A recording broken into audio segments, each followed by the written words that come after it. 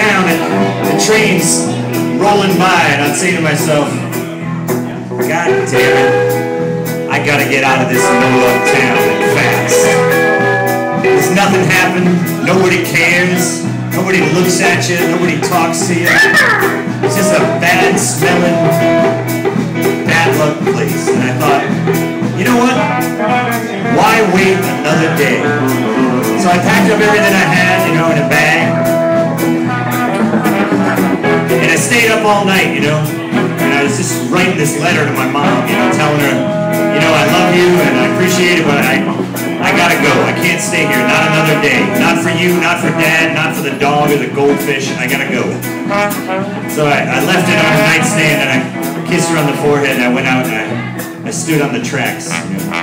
And I waited until the sun just started to pop up over the horizon like the top of a fried egg, you know. And I saw the 502 just coming around the corner right at that moment, you know. And it was coming towards me like a promise, you know. And I could see the front of it, and it was shining, you know. It was shining right before me like my future. And as it sort of pulled up, it slowed down just a little bit. Just a little bit, just enough so I could hop on the back car, you know. Some hobos, they brought me onto that back car and they said, so where you headed, son? And I said, I don't know, just as far away from this place as I can get.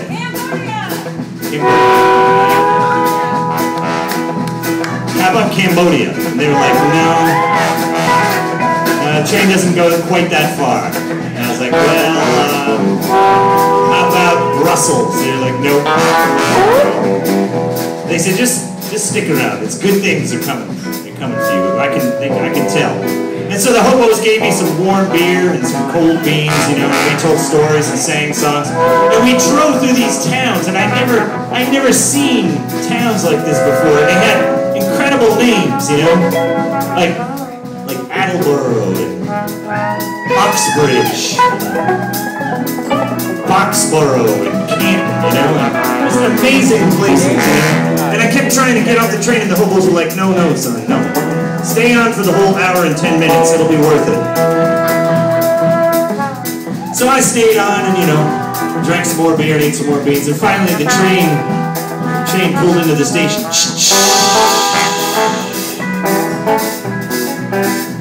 And the train came to a stop, and I stepped off onto the platform, and I could tell this was someplace different, you know. This is someplace special. This is not the kind of place that you visit every day, you know. And I could just see it in the looks in people's eyes on the platform. And there was a sign that had the name of the town, and it was spelled out on a sign, and I had never seen a word like that. And I tried to read it, and I said, Worcester. And one of the hobos said, no, son, no. Don't say it like that, because someone will stick you with a shiv. So it's Worcester. So practice. So I stood on the platform and I said it. Worcester.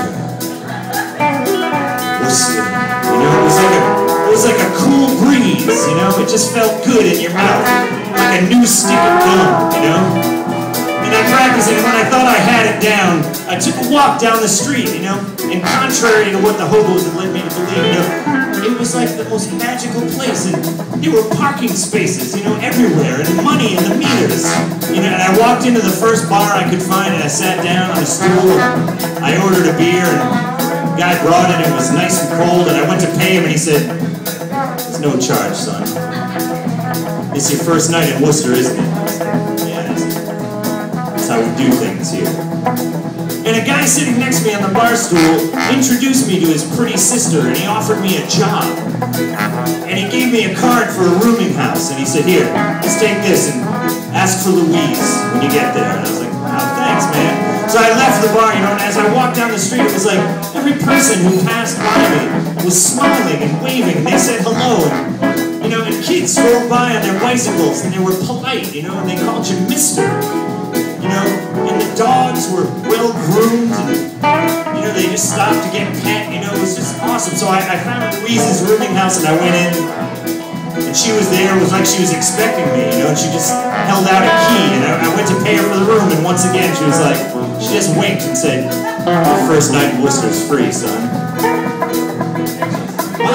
So I went up to my room, you know, it was room 307, and I walked in, and somehow Louise had gotten a hot cup of coffee on the nightstand that still had a head of steam on it, you know, and a fresh newspaper and a pair of slippers that were my size. It was unbelievable. And I just took the newspaper and the cup of coffee and I went out on the porch. And I looked down Shrewsbury Street, which, as you may have heard, is paved with gold. And I said, Lord, I think I finally found my home. My new home, the place I'm staying, the place I'm never leaving. I'm parking myself right here, right here.